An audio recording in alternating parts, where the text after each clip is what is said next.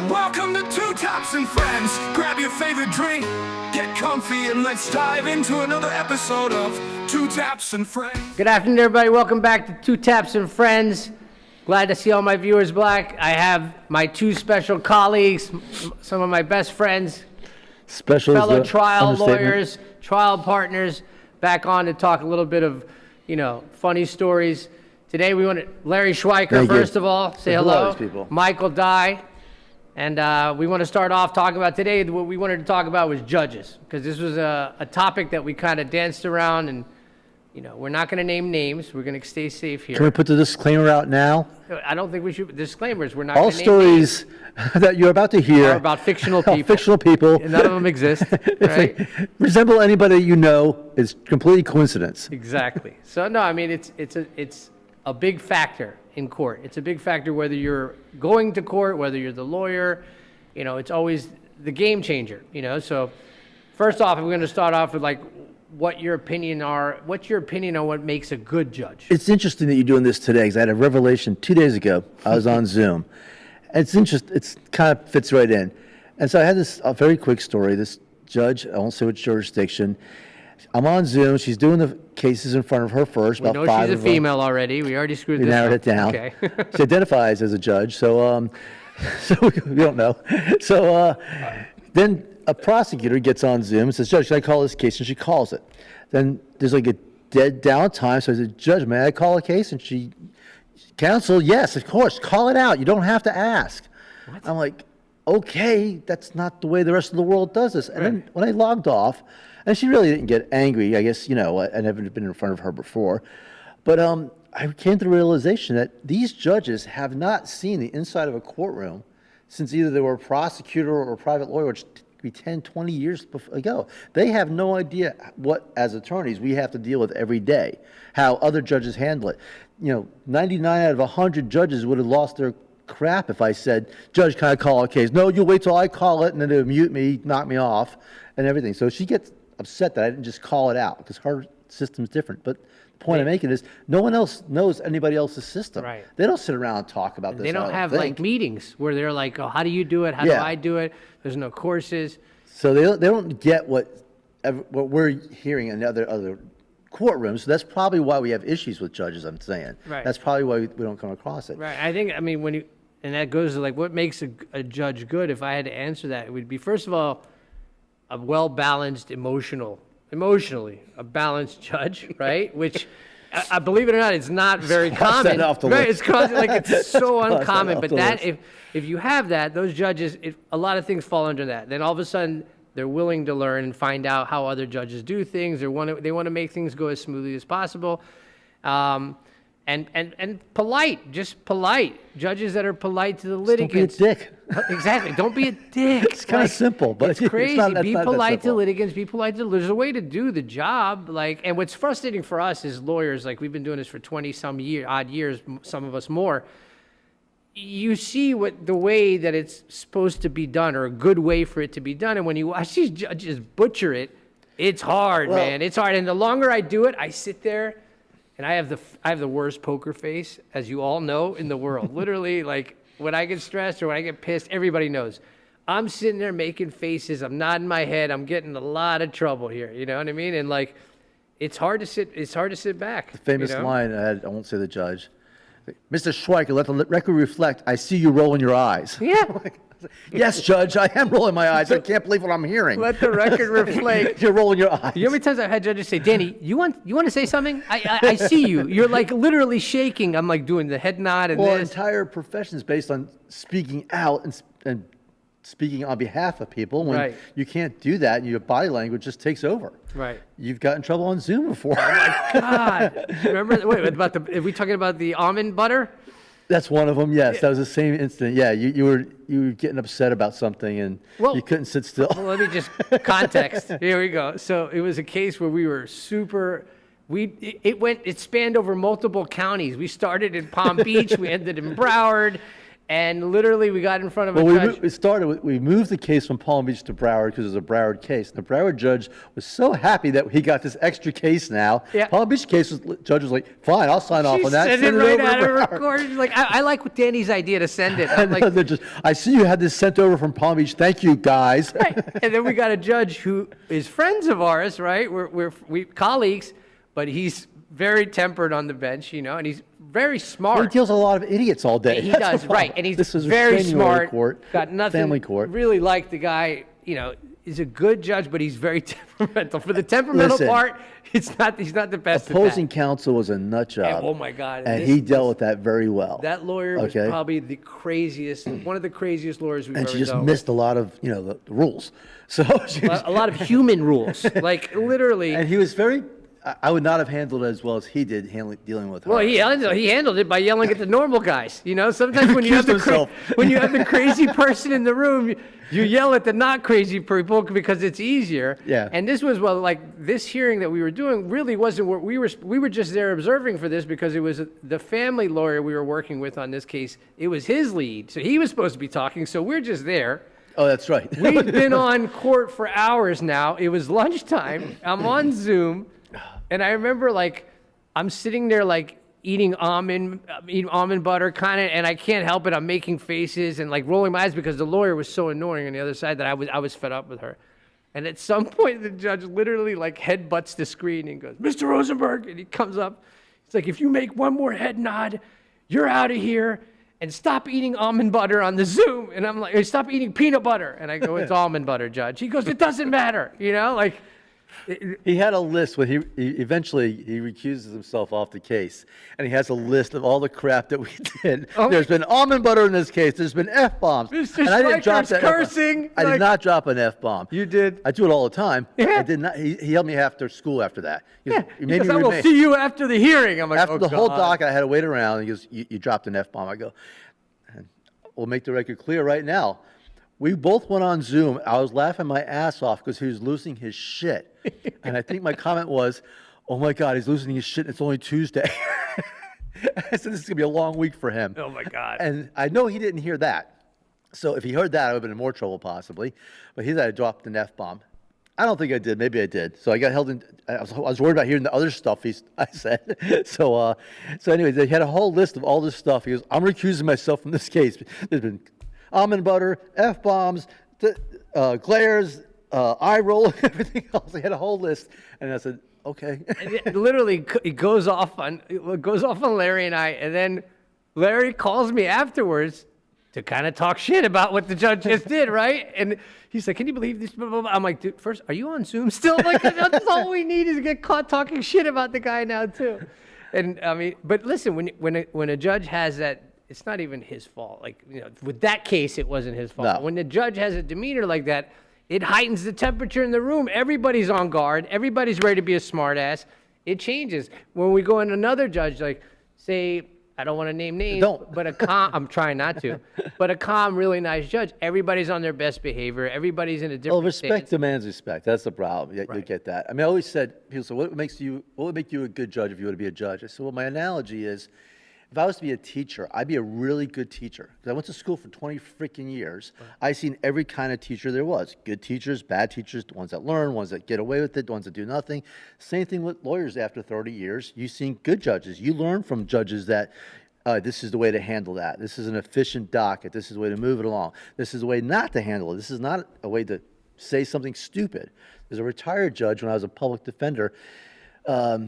We did 480 motions to recuse him. He said something that we had to recuse him off every Just case. For viewers, motion to recuse is when the judge is saying, "I can't be impartial on this case. It's in the best interest." Well, we're saying you can't be impartial. or in the we're case. telling him and Yeah. her, and Yeah. they agree. But So we go did ahead. a motion to recuse him of every case. And then that got settled. And every once in a while, he still would say something that, "Judge, can you just rephrase that? I don't want to file another 480 motions." Right. Oh, okay, yes, good point, Larry. Thank you. Let me rephrase that. So I'm not partial to anybody here, and then he would say it the right way. And he's being a human. He's actually a really good guy. Sentenced the one- crazy, but he's a good Yeah, guy. the judges that what do you think makes good judges? And And of course, we all have crazy stories. We'll get into Someone that doesn't hold but- Mike in contempt. Yeah, that is a bonus. Someone that lets me walk. be held in Someone that contempt lets me sometimes, walk out the front door instead of the back door. I always said If Mike's every not day that arrested, it's a good judge. if every day I walk out the same way I came in is a good day. Right. The big thing, what I look for in judges is a judge who's actually going to read your motion. A lot of times when you're doing criminal defense, it seems like judges have already predetermined that they're going to deny everything that you try to suppress. So when you get a judge who asks questions, is fair and reasonable, that's about all you can really ask for, just fair and listens. I always say that, one of the problems that happens with some judges is based on the way that they're elected. And so a lot of people hear judges say things like, I want to be tough on crime. And everybody's like, yeah, the judge is going to be tough on crime. And that's great until it's you, your son, your daughter. Right. At that point, all you want is a judge that's fair and reasonable. Right. So, You hit on a really fair good and point, reasonable. Someone that reads your emotions. I have this little technique I use, and it's I got it from Van Halen, actually. Context, real quick. Motions are when you're requesting something of the judge, you put forward a request in writing, and they call that motions for non-lawyer. You work hard on these things for the most part. You don't cut and paste, and you have a good motion. And Van Cut Halen, and paste. for the most part. It's the why I least sing amount motions. possible, but go ahead. Van Halen used to put in their riders. Riders are what they demand when they go to a concert. We want this, we want a TV, we want a case full of Jack Daniels, whatever. They would put all this stuff in there, and they would, at the bottom, they would put a bowl full of M&Ms, and all but green have to be pulled out of that bowl. So a bowl full of green M&Ms. And they did it, not because they give a shit about the green M&Ms. They want to see if anyone actually read that stuff. And then if they get to a show and there's green M&Ms there, someone read our contract. If not, then no one's reading this crap. We put what we want in there. Right. So I throw something in my motion that will actually be personal if I can, or something the judge, use his language or his words. That one judge we were just speaking about, I did a motion to, a guy got picked up for a warrant. He missed court and he had a warrant. So they go out and get him. And he says, Mr. Schweiker, if you can get him in here before the boys in blue stop by his house and pick him up, then I'll address it and you can surrender him in court. So in my motion, I literally put an attempt to resolve this matter before the boys in blue come and pick him up. I put that in the motion. It was a short motion just to get him back in the court. And then he came back on the bench. He's like, I see you use my own terminology in your own motion. I said, you know what? Now I know he read it. Okay, now I know he read it. There's something in there. Otherwise, it's just like Charlie Brown's teacher, blah, blah, blah, blah, blah. But you immediately respect, you respect. He read it. I wouldn't have read it. I mean, I know what he was. I read the title. Okay, set this down. Whatever. I'll hear what he's got to say. The worst is when a judge is new or has not seen or done something, and they don't do the work or they don't want it. Their ego's too big to acknowledge it. That's the worst thing. When I you have a get, little bit of an ego to get that job in the first God, I had place. a hearing I want yesterday that where job. it's scary when you're the only person in the courtroom that actually knows the procedure and what's going on. It's the scariest feeling in the world. I had it yesterday where I'm like, I had to say, Judge, like, I'm sure, and you have to like mind fuck him a little bit. Like, I'm sure you've done many of these in your career. And she at least admitted, she goes, well, actually, to be honest, I've done none of these, And I was like, well, not to sound obnoxious, but I've done these before. There's no way not to sound obnoxious when you say that. But then she proceeds to do everything completely like off matter. hip, wrong. And I'm like, oh my God. Like, I fuck shit up in court all the time, Mr. Rosenberg. This will be no different. it's crazy. That's why I try to tell clients, like, the judge matters. Like, no matter, you could say, I have a great case, this is how it should go. But if you have a judge that doesn't know what they're doing, is off the wall, it could go anyway. It's the my cousin Vinny thing. That was a well-articulated, thought-out motion.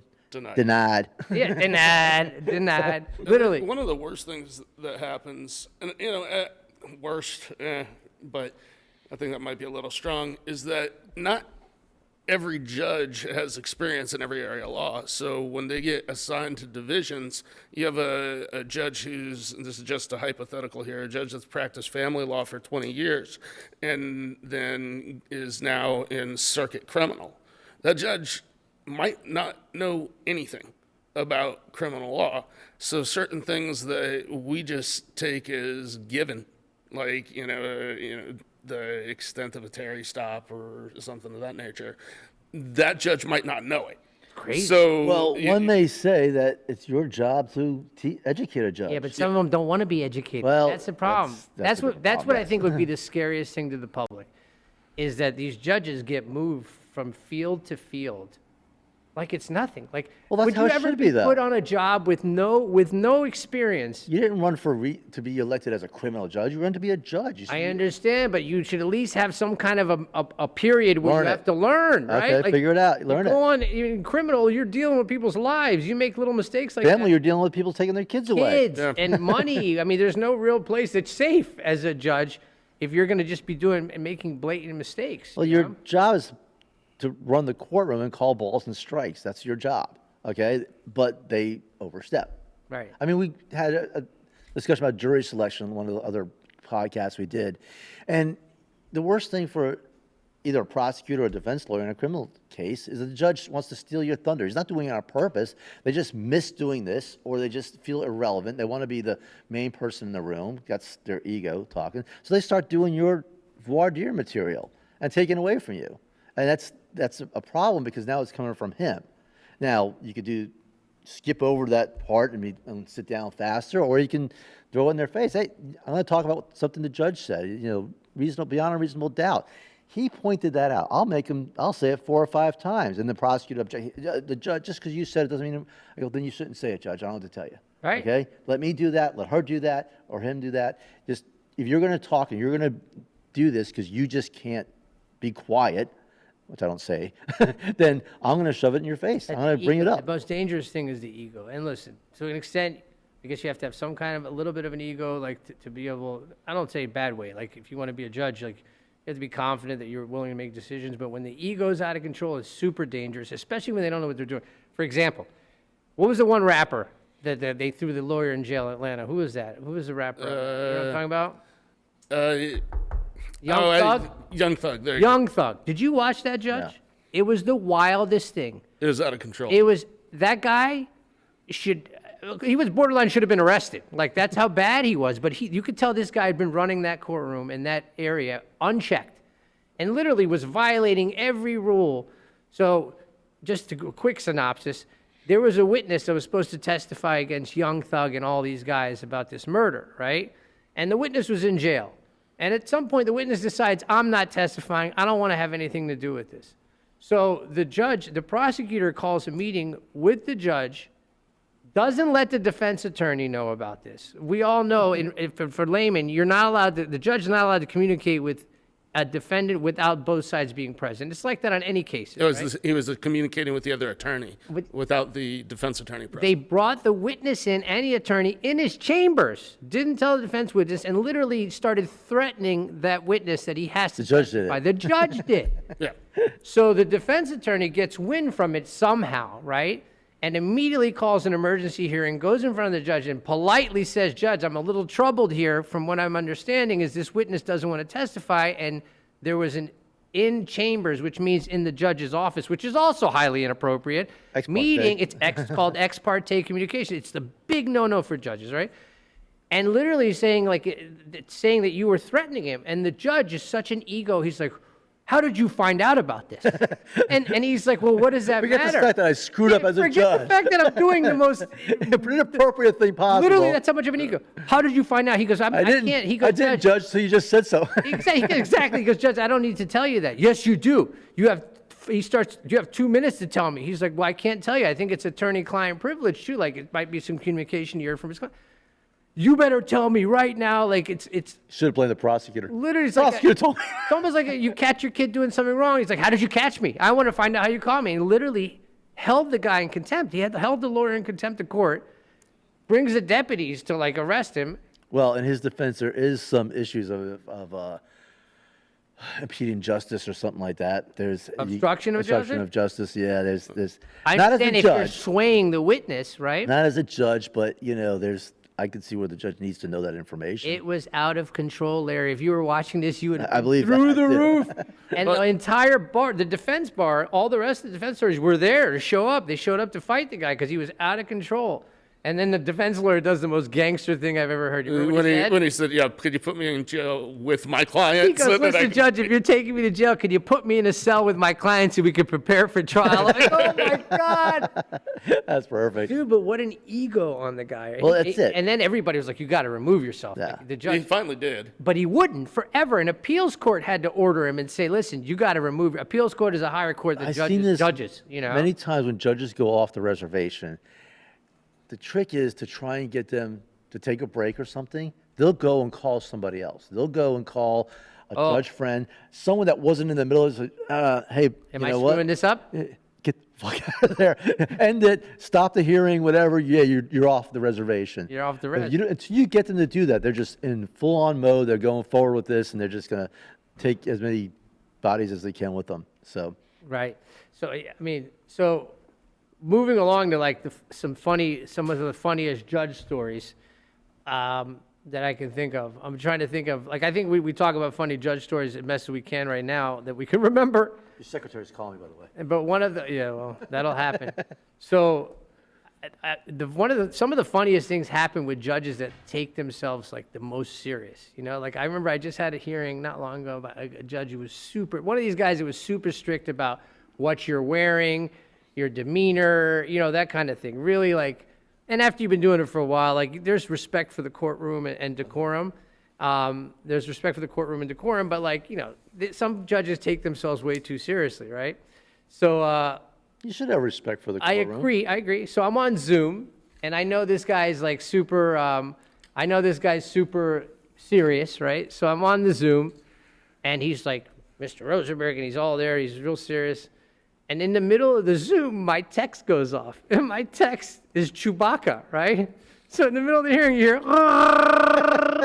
and I just go, oh my God, right? And then he goes, Mr. Rosenberg, what was that? And again, he goes, Mr. Rosenberg, was that Chewbacca? I'm like, yeah, and I got nothing, right? I'm like, Chewbacca, Judge? I didn't hear Chewbacca. I don't know what Chewbacca's a Wookiee. the whole courtroom. Chewbacca's a Wookiee. You can see them. Wookiees are from Endor. No, there's no Wookiees. There's no Wookiees. You All know? South Park thing. That was a good one. That was a good one. And, you know, then, you know, I got yelled at by a judge. Remember how long Yeah, ago but here's, for it? we all practice primarily in Broward County, and we've got a history of problems with judges here. I mean, now I don't know if we just shine a light on them more, or they just everywhere has the same problem, but we have judges that, you know, got caught smoking pot in the park. Okay, smoke pot in your house instead. You make $189,000 a year.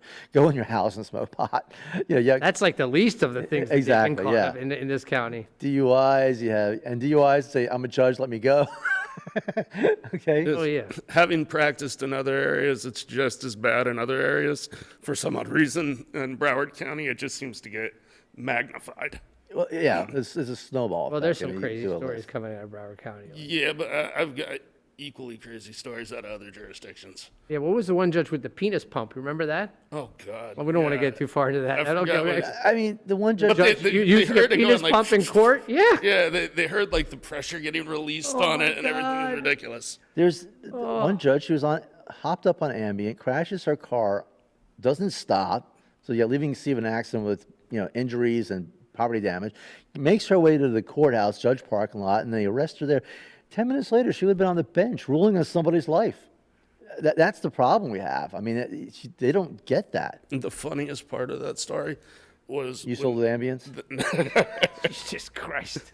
I gave him to her. No. All right, so no, He's joking. He's joking. when it's not a controlled substance in Florida. Will you stop? All Go right, on. so when the judge is pulling into the parking lot and she runs into the gate, right, and then she backs out and she backs into a police cruiser. She's going like back and forth, hitting the gate, hitting the police Can't make this stuff up. but the police cruiser, is illegally parked in a fire zone that she's running into.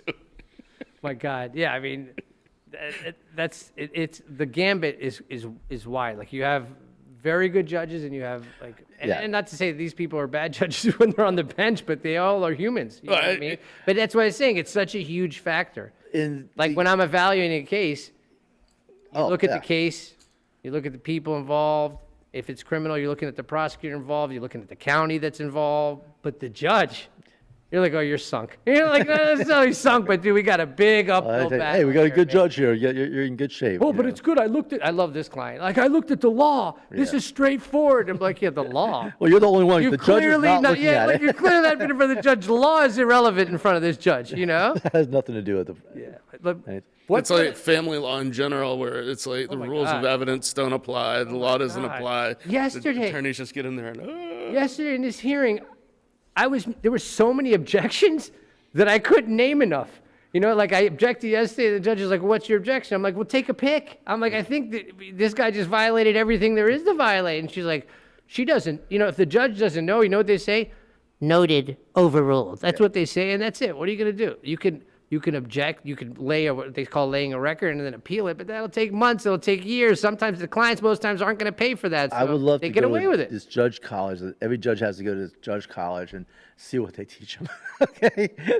I don't know what the judge college is. It's probably like a quicker. The teacher has to say noted, a reserve ruling. You know, in my divorce case, one of my ex-wife's attorneys, she kept we make this objection. Michael's the only one that can literally just bounce into his private life and his professional life like it's nothing. one of my exes. Yeah, one of my exes, and that one time I only was have arrested. One ex-wife, but no, she had like 7 attorneys. She kept Focus. She kept getting fired.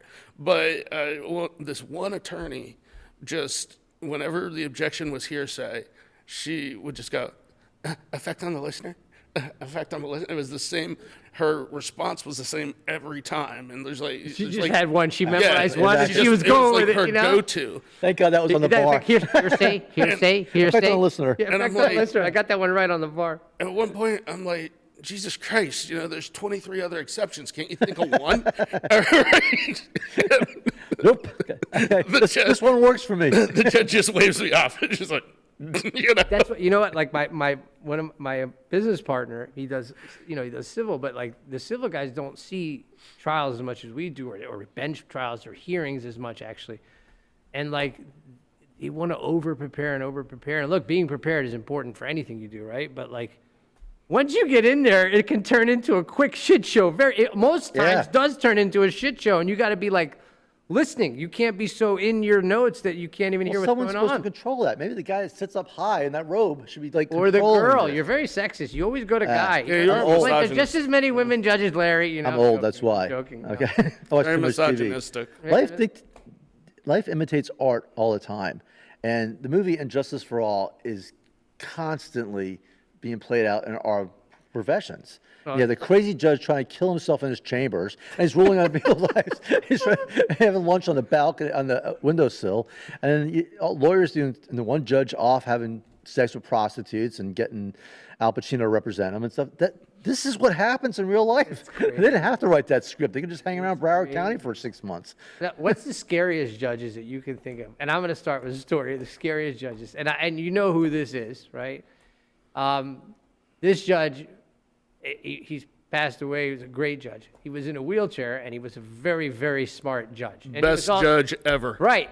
But he was as defense attorney saying that's a big compliment, because he was known as what they call a hang judge, which was, he's rough on, he was not a pro defense judge, right? No, he wasn't. Super smart.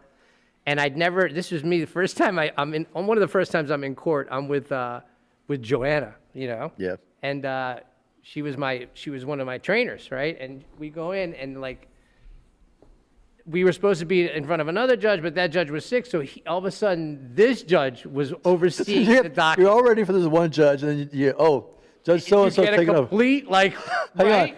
So all of a sudden, I see this attorney, Joanna was a firecracker attorney, very smart, never really got nervous, super nervous, right? I'm like, what's going on? She's like, well, we have all these hearings for bond and all this. We're not doing that. We have to just literally navigate this. Don't do a lot of talking today. I'm like, okay. So we go into the courtroom, and literally all these guys are in the box, we call it, in the jury box. The inmates, they bring them, they put them in the jury box. And they all had bond hearings and all these motions. And she was like, yeah, we're deleting you. She literally deleted everything off the docket, right? And all of a sudden you hear this like machinery going on because this judge would be ramped in. You were hearing Your heart rate it was shoots like up. Vader walking in. It was so scary. That music would have less scary. And I'm not knowing what's going on. I'm looking around and like everybody's like this. They're all sitting there. Like all these people that have been lawyers for a long time are super nervous, right? It's funny how the respect that man got. Respect, right? That's And it. it was duly, it was completely appropriate.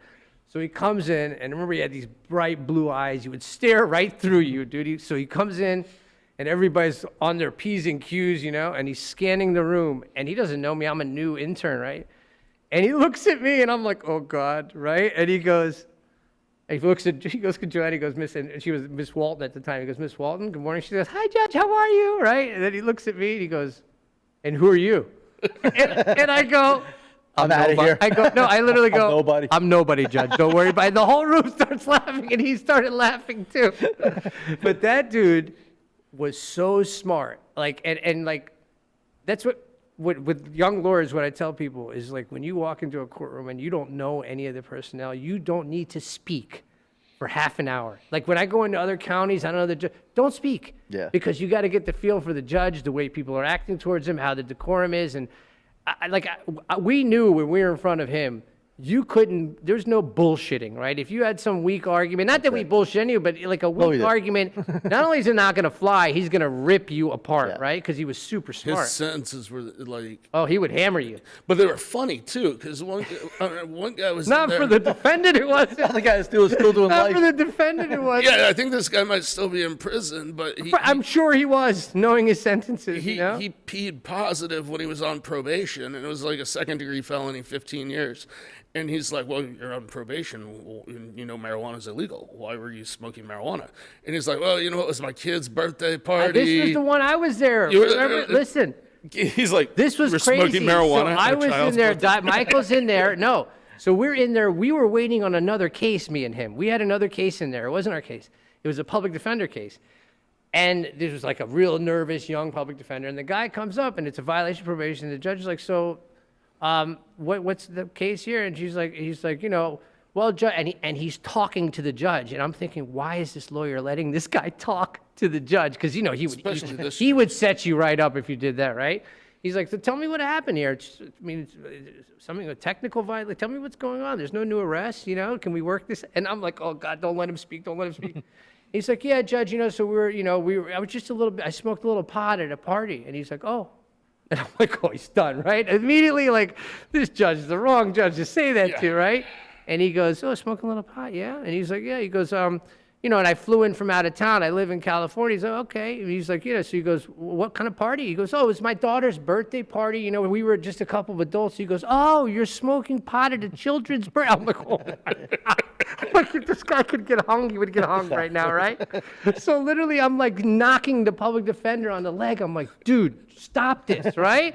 And he goes, okay, so I know what we're going to do here. He goes, oh, thank you, Judge. Thank you for calling me out of order because I have a flight at 1 o'clock. He goes, oh, you're not going to make that flight. He goes, I think that you'll be hanging out with us in Broward County for a little while longer, and literally maxes the guy. Like, I don't know if he maxed him. He put him in county immediately. Did he sentence him?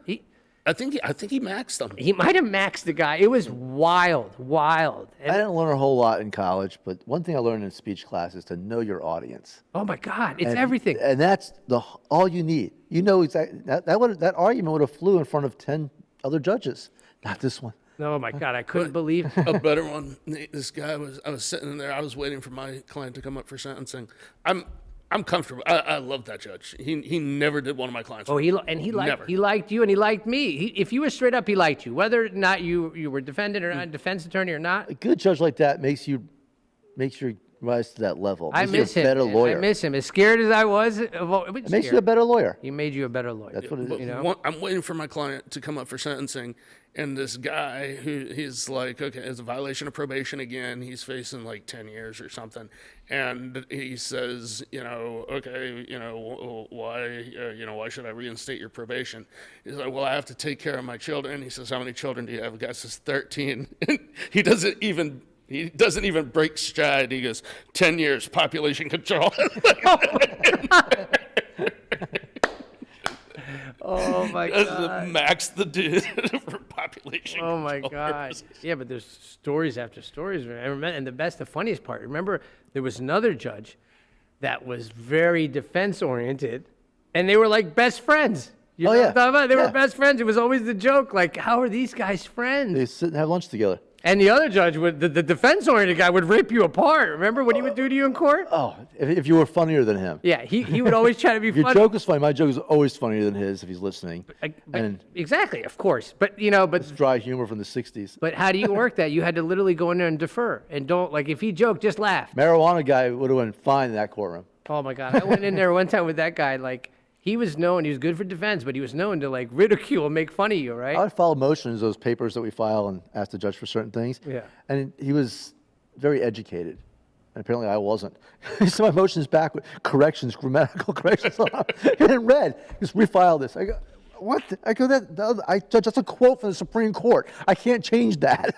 The best is we were public defenders. I had a guy who tested positive for opiates. And he was, public, and it was like Joanna and all these guys were my supervisors. And I go, Joanna, listen. And the guy was like, hey, man, I didn't use any opiates. I ate a poppy seed bagel. You remember that argument? Because there was a time where there was arguments being made that the poppy seeds on bagels would test positive for Danny opiates. just revised that argument again. We'll hear it for the next 6 months now. Exactly. But so I'd never heard this. He says it to me. I'm like, huh. So I go, I'm like, Joanna, he says he ate a poppy seed bagel. She goes, oh. Because she's heard this 100 times, right? She goes, yeah, why don't you make that argument? She totally set me up, right? So I go, I'm like, Your Honor, and like, he's waiting to just make fun of you, this guy, right? And I'm like, Judge, he's adamant that he didn't do anything. Like, he did that day eat a poppy seed bagel. He goes, oh. Whoa. He goes, Mr. Rosenberg, let's go back. I'm going to go, no. He's like, so we're saying that I'm here holding him in violation because of a poppy seed bagel, And I'm like, oh God. And he started to go, well, did he have locks with the poppy seed bagel? Like, literally, like, went off on me for 30 minutes. Yep. You got to know who you're dealing with, Say less is more in some situations. There was one judge in St. Lucie. He has a really funny name, and I'm dying to say the name. That's it. He was the a name. train wreck. He was the craziest, one of the craziest judges I've He ever grew up seen. that name. Come on. He got into a fist fight at the election place. Yes. He ended up punching he punched his opponent. I know. He was wild. And I remember the first time I learned about him, I went in front of him, and he also, it doesn't help that he literally looks like the My Cousin Vinny judge. Literally looks like him, okay? So I go in front of him, and I'm watching, and he's doing like the first appearance from the jails. He did his own for some reason, and you'd see these people that just got arrested the night before, and he literally held 5 people in contempt of court and sentenced them to 30 days in jail. I'd never seen someone do that back to back to back to back.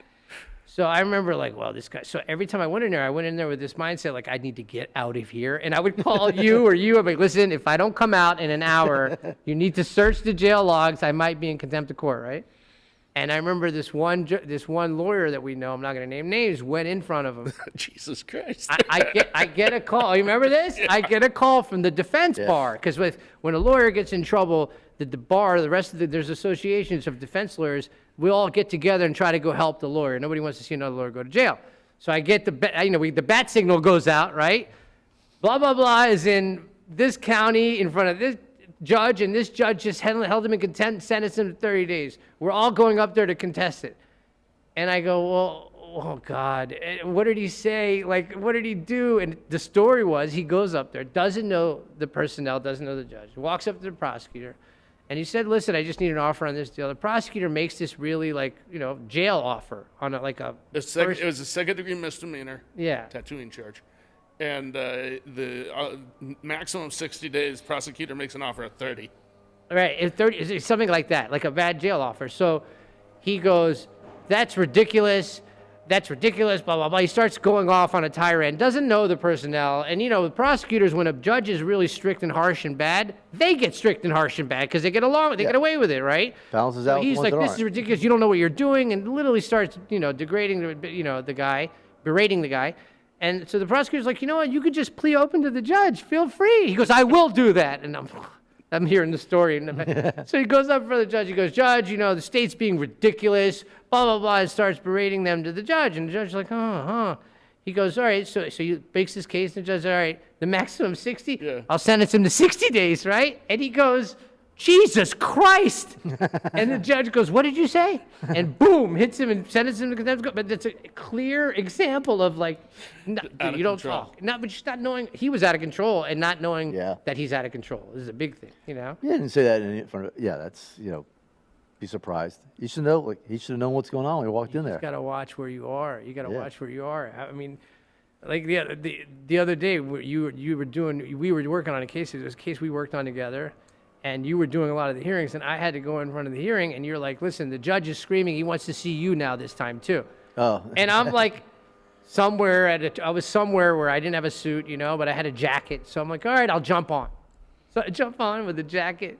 And this judge, and I just forgot this about this judge. I knew what a pain in the ass he was, right? But I forgot. He wasn't a pain in the ass. He demands respect. He's a pain in the ass for among other reasons. But then he literally looks at me and goes, what the hell are you wearing? Remember? I'm like, oh, God, and literally berated me. I don't know what you should have got on. I don't know. I should have just dealt with it. Oh, stop talking at both sides. You need to get on. And then I get on. You're like, you shouldn't have I got was on. looking for you. That's why.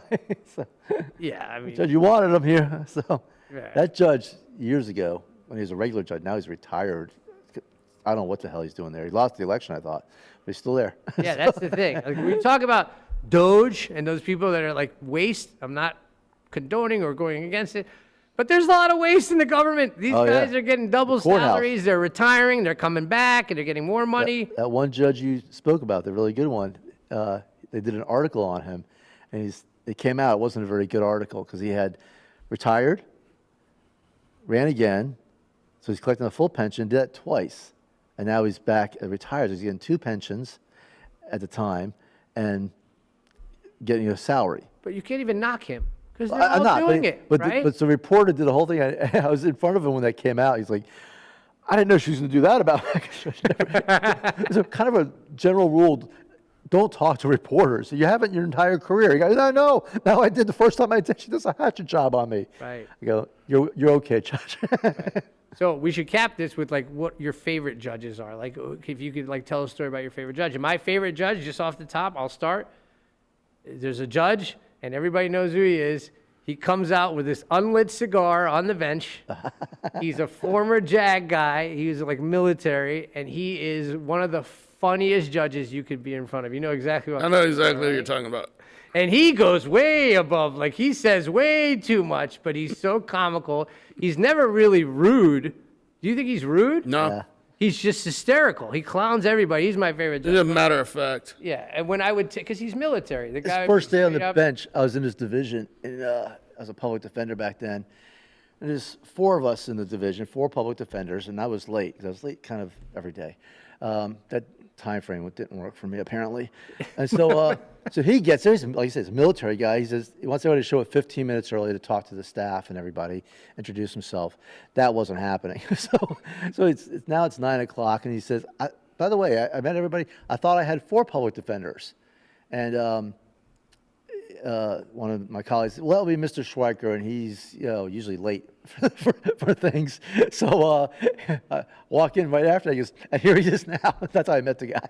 So, he was still brings that up. and he was in juvenile court. Remember? Yeah. What's the story of the juvenile? You remember the story I about bet the you bet? can't make him cry or Tell him something. that story. That's a Yeah, great story. you to go cap ahead and off. walk in there, and this kid's from Parkland, and he goes ahead and he got caught stealing something from Walmart. He had the money with him. Let me pause you. Context. So in juvenile court, you get kids that are like, there's some bad kids, and there's some bad parents, and they all have to be present. So literally, a lot of times, the parents are trying to get the kid thrown in jail. It's a mess. This guy's in charge. This judge is there. He's this tough military guy, and he sets people straight. But that's what's happening. A lot of times, there's parents, there's kids, there's a lot of things going on. But go ahead. But the kid's parents come to me, and like I said, he's from a real rich area of town. And the kid's parents come to me, they're like, he just has no respect. He doesn't respect anybody. He's not afraid of the judge or anything. I'm like, we can fix that. So, go ahead and get up there. I'm like, okay, sidebar, walk up there. Judge, this kid, like, he thinks he's pretty hardcore. Not afraid of you at all. Oh, does he? He does, doesn't he? He's got the I lied. cigar unlit. I got him. But you can't make him cry. And he's like, How much? "Are we gonna do that?" That kid was walking down and they're like, Yeah, right. Like remember, you would turn the kid around like, "How much you put your hand on the wood?" Remember, there would be like a wooden pad over the box. Put your hand on the wood. You see that? I'm gonna throw your ass in there. He would say that shit, dude. It was great. He was great. Yeah, he is one of my favorite judges. The other one was, the one we discussed before, the wheelchair. Oh yeah. Definitely. Any judge one of doesn't my bust favorite. my balls, I gotta make That's a a living. very biased way of saying it. You know, do what but you want to my there's a way- client. look, He got himself here. The point is, there's a way to do the job. If you want to have theatrics and you want to do this, but you're doing the job in a way where, Don't waste my time. yeah, and if you want to be hard on defense or hard on state or whatever that is, that's fine. But be respectful to litigants. As a And lawyer, if you're doing things intelligently and correctly, people are going to give you the respect. Just you know? be fair. Listen. Right. Have an open mind. well, as a lawyer, you have to be who you are. You and I, all three of us, kind of have a certain demeanor when we get to court. We're cocky. That's what we are. Okay, and we've been around long enough. We know our shit to get away with that. Right. We don't. You can't imitate a lawyer like that, and you can't go in there. We can't go in there and be all mousy and pacifist because we're not that way. Right. So be who you are. Same thing with judges. Don't go in and try and be a different judge. You can't be that judge we spoke about. You're not going to be him. He is who he is. Just be who you are, and that's it. Right. Right.